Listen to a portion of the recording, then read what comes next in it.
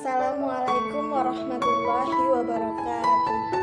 Perkenalkan, nama saya Rizka Finki Nabila, NPM 19150016, Pendidikan Ekonomi semester 3A, mata kuliah Media dan TIK dalam pembelajaran ekonomi, STKIP PGRI Bandar Lampung. Di sini saya akan menjelaskan tentang kegiatan ekonomi.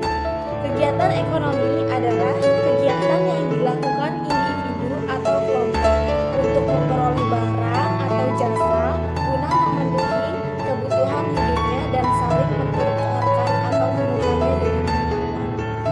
Kegiatan ekonomi manusia pada zaman dahulu adalah barter atau saling mempertukarkan barang. Nelayan menukar ikan hasil tangkapannya dengan beras kepada petani. Nelayan tentu tidak bisa menanam padi di lapangan. Begitu juga petani berada di pegunungan tidak bisa setiap hari menangkap ikan di laut.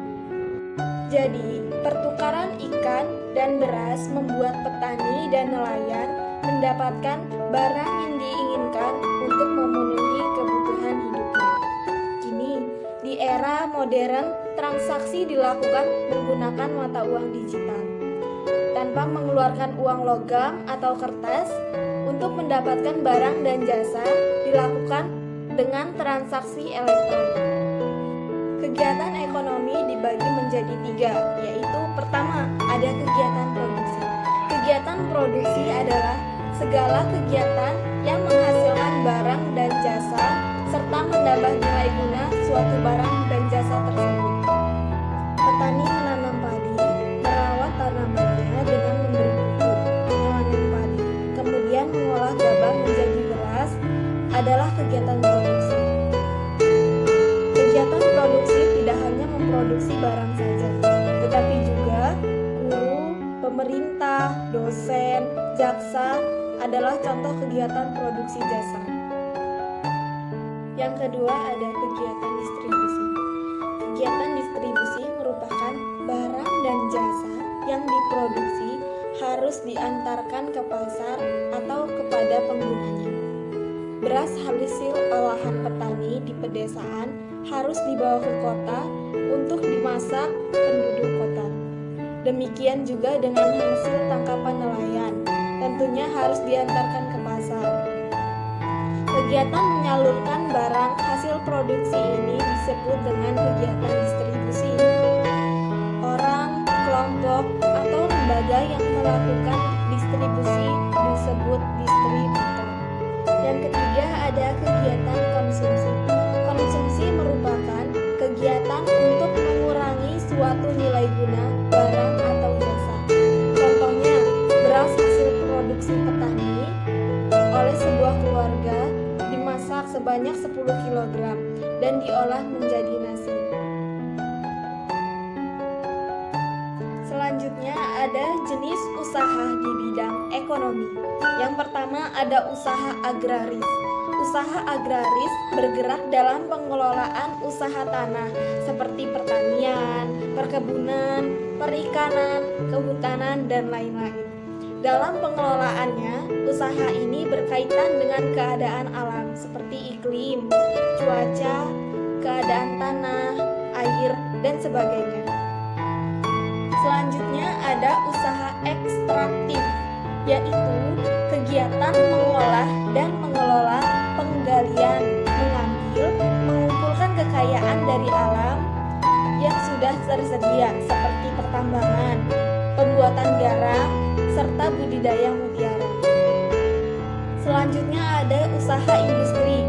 Usaha industri adalah usaha mengelola bahan mentah menjadi barang siap untuk dikonsumsi. Bahan-bahan mentah didapat dari sumber daya alam yang ada. Selanjutnya ada usaha jasa.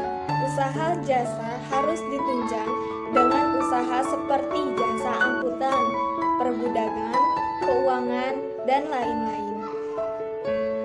Ekonomi setiap orang beragam, karena setiap orang memiliki penghasilan yang berbeda menurut kemampuannya mengelola sumber daya alam sesuai bidang usaha yang beraneka ragam.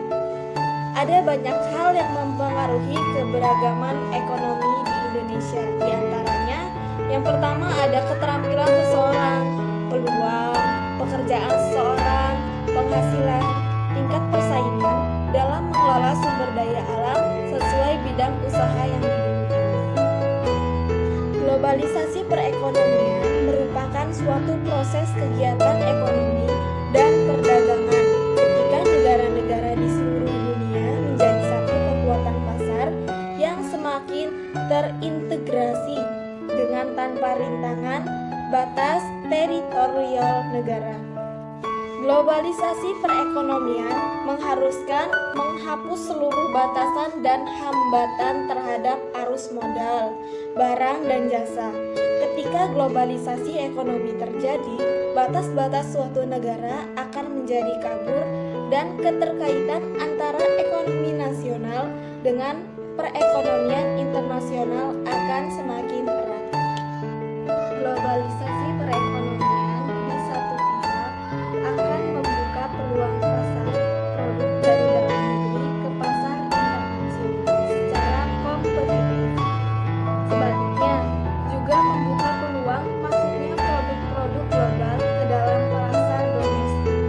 Hal tersebut tentu saja selain menjadi keuntungan, juga menjadi ancaman bagi kedaulatan ekonomi suatu negara.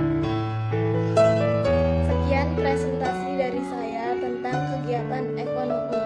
Saya ucapkan banyak-banyak terima kasih. Wassalamualaikum warahmatullahi wabarakatuh.